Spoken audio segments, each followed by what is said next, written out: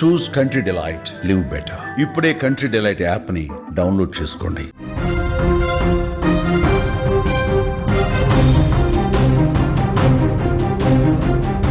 మళ్ళీ తెలంగాణకు భారీ వర్ష సూచన. మొన్నటి వరకు భారీగా వర్షాలు పడ్డాయి. మోంతా తుపాను తీరాన్ని దాటి తన బీభత్సాన్ని చూపిస్తోంది. ఇంకా ఏపీలో తన ప్రతాపాన్ని చూపించినటువంటి మోంతా ఇప్పుడు తెలంగాణపై ప్రతాపాన్ని కంటిన్యూ చేస్తోంది. తెలంగాణలో మోంతా తుపాను ఎఫెక్ట్ వల్ల రాష్ట్రం మొత్తం కూడా అల్లకల్లోలంగా మారింది. రైతులు, లోతట్టు ప్రాంతాల వాళ్ళు భారీగా నష్టపోయారు. వాగులు, వంకలు దాటే మార్గంలో చాలామంది మరణించారు.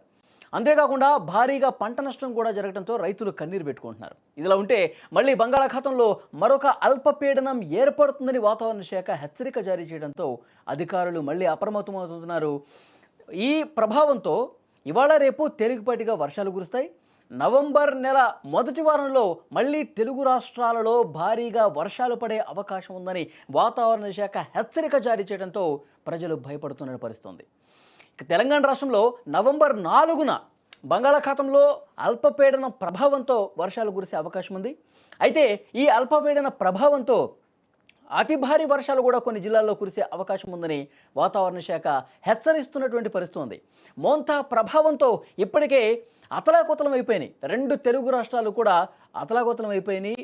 చాలా చోట్ల కూడా భారీ వర్షాలు కురిసి పంట నష్టం జరిగి ప్రజలు ప్రాణాలు కోల్పోయి చాలా అంటే చాలా ఇబ్బందికర పరిస్థితులు కనిపించాయి. లోతట్టు ప్రాంతాలు పూర్తిగా మునిగిపోయినటువంటి పరిస్థితి.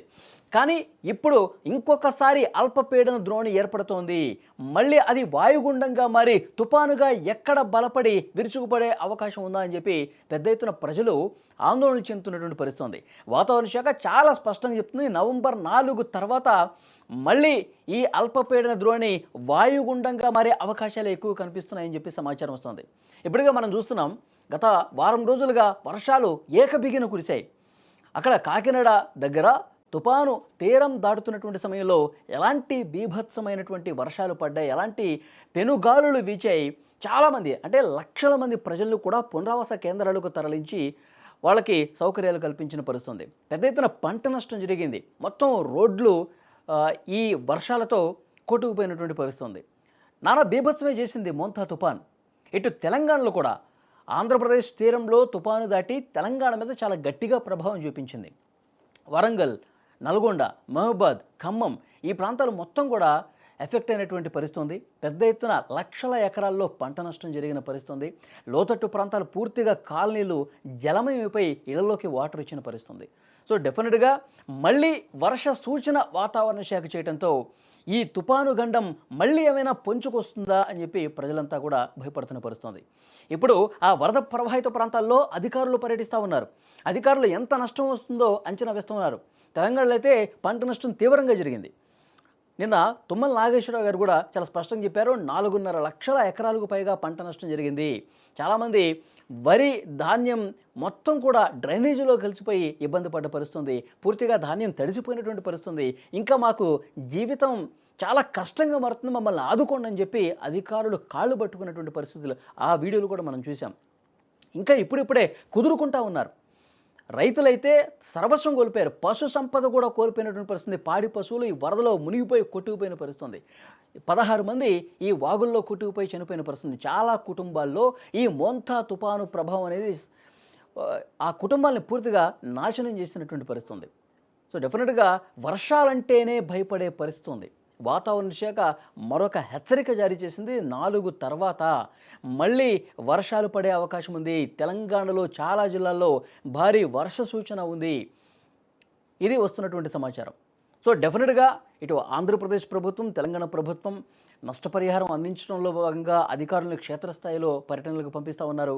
నిన్న వరంగల్లో కావచ్చు, హైదరాబాద్లో కావచ్చు, చాలా చోట్ల కూడా ముఖ్యమంత్రి రేవంత్ రెడ్డి గారు, మంత్రులు అందరూ కూడా ఆ ప్రాంతాల్లో పర్యటించి ప్రజలకు భరోసా ఇచ్చే ప్రయత్నం చేస్తున్నారు. తడిసినటువంటి ప్రతి ధాన్యపు గింజను కూడా ప్రభుత్వమే కొంటుందని చెప్పి భరోసా ఇచ్చిన పరిస్థితి ఉంది. పత్తి కావచ్చు, మొక్కజొన్న కావచ్చు, వరి, ఈ రైతులందరినీ కూడా డెఫినెట్గా ప్రభుత్వం ఆదుకుంటుంది. ఎకరాకు 10,000 రూపాయలు ఇచ్చి ఆదుకుంటుందని చెప్పి కొంతలో కొంత ఉపశమనం కలిగించే పరిస్థితి ఉంది. కానీ మూలిగే నక్క మీద తాటిపండు పడే విధంగా ఇంకొకసారి భారీ వర్షాలు ఉన్నాయని చెప్పి వాతావరణ శాఖ హెచ్చరిక జారీ చేయడంతో ఇంకా మేము అసలు ఇక్కడ ఉండాలా, ఉండొద్దా, మా ఇళ్ళన్నీ కూడా వదిలేసుకుని పోవాలా, ఇలాంటి పరిస్థితులు ఎందుకు వస్తున్నాయని చెప్పి వాళ్ళు కొంత ఆవేదనతో రైతులు ప్రజలు మాట్లాడుతున్న పరిస్థితుంది. ఆ రోజు మనం వరంగల్లో కూడా చూసాం, హన్మకొండలో చూసాం, మొత్తం ఎక్కడికక్కడ పెద్ద ఎత్తున జలదిగ్బంధంలో పట్టణాలన్నీ కూడా ఉన్నటువంటి సిచ్యువేషన్ ఉంది. అటు ఆంధ్రప్రదేశ్లో కూడా తీర ప్రాంత జిల్లాలు ప్రకాశం కావచ్చు, బాపట్ల కావచ్చు, ఎన్టీఆర్ జిల్లా కావచ్చు, కాకినాడ, కోనసీమ ఇవన్నీ కూడా బాగా ఎఫెక్టెడ్. అటు విశాఖలో అయితే పెద్ద పెద్ద భారీ వృక్షాలు కూడా కూలిపోయి పడిపోయినటువంటి పరిస్థితి ఉంది. తడిచిపోయినటువంటి గోడలు వాటర్కి నాని ఆ గోడ కూలిపోయి కొంతమంది చనిపోయినటువంటి పరిస్థితి ఉంది. సో డెఫినెట్గా వాతావరణ శాఖ ఇస్తున్నటువంటి హెచ్చరిక మళ్ళీ ప్రజల్లో భయాందోళన రేకెత్తిస్తున్న పరిస్థితి. ఈ మోంతా లాంటి తుఫాను ఇంకొకటి వస్తే ఇంకా చాలా అంటే చాలా కష్టమైపోతుంది, నరకం అనుభవించే పరిస్థితి వస్తుంది. మళ్ళీ ఇంకొక తుఫాను ఇప్పట్లో రావద్దని చెప్పి వేడుకున్న పరిస్థితి. కానీ వాతావరణ శాఖ అధికారులు మళ్ళీ స్పష్టంగా చెప్తున్నారు, ఆగ్నేయ బంగాళాఖాతంలో మరొక ద్రోణి ఏర్పడే అవకాశం ఉంది. ఆ ద్రోణి బలపడి వాయుగుండంగా మారే సూచన ఎక్కువగా కనిపిస్తుంది. అది దిశను మార్చుకోకుండా ఇదే విధంగా వస్తే గుంటూరు దగ్గర తీరం దాటే పరిస్థితి ఉంది. అలాంటి సిచ్యువేషన్ వస్తే మళ్ళీ ఇటు తెలంగాణ కావచ్చు, ఆంధ్రప్రదేశ్లో కావచ్చు, చాలా జిల్లాల్లో భారీ వర్షాలు కురిసే అవకాశం ఉంది. ప్రజలు అప్రమత్తంగా ఉండాలి. అందుకే ప్రభుత్వానికి కూడా అప్రమత్తంగా ఉండాలని చెప్పి ఒక సూచన, ఒక హెచ్చరిక వాతావరణ శాఖ చేసినటువంటి పరిస్థితి ఉంది.